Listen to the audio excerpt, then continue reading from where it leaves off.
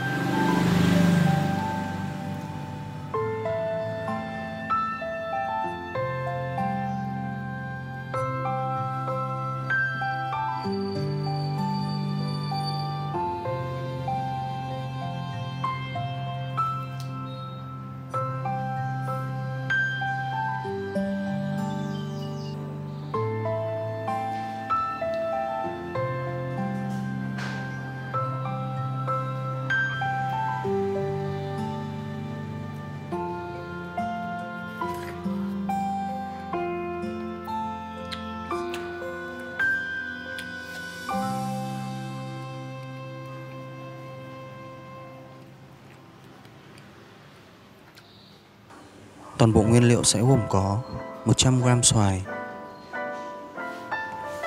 50g dưa hấu, trân châu trắng 30g, bột vị sữa chua 10g, siro đường 30ml, cốt trà xanh hương nhài 70ml, sữa chua 1 hộp,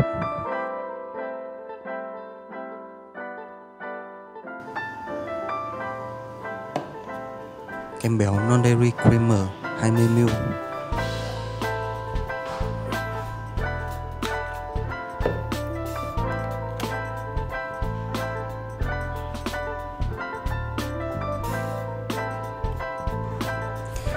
Cách thực hiện món này như sau.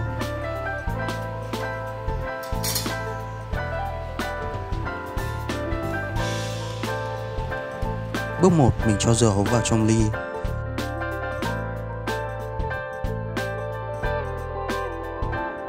Sau đó dầm nhẹ dưa hấu.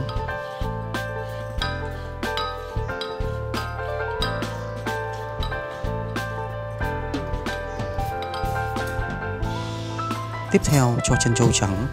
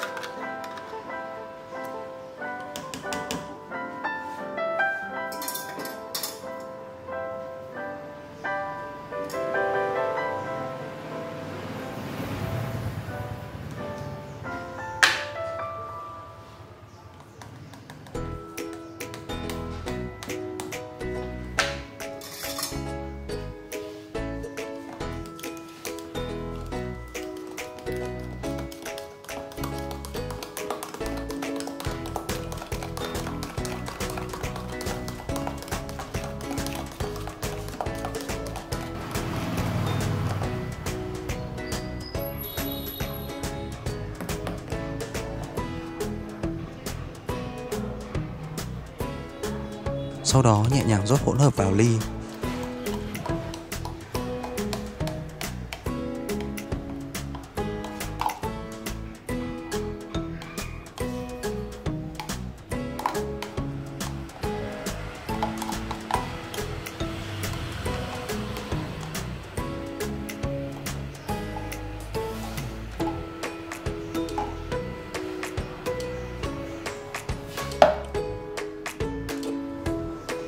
Cho những nguyên liệu còn lại vào, bao gồm xoài chín,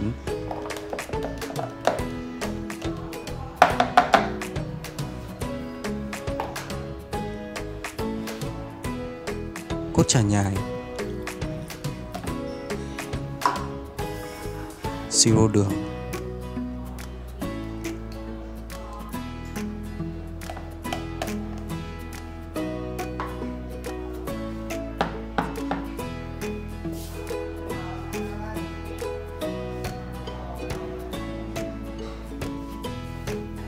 Tiếp theo sử dụng máy xay sinh tố, đá bi, sau đó xay nhuyễn trong vòng 15 giây.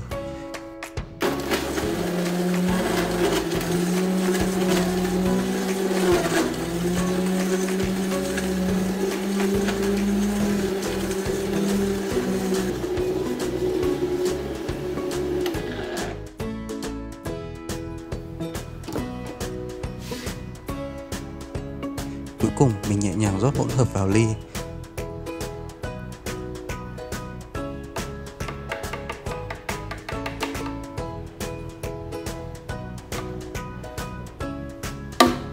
và trang trí với một lát xoài.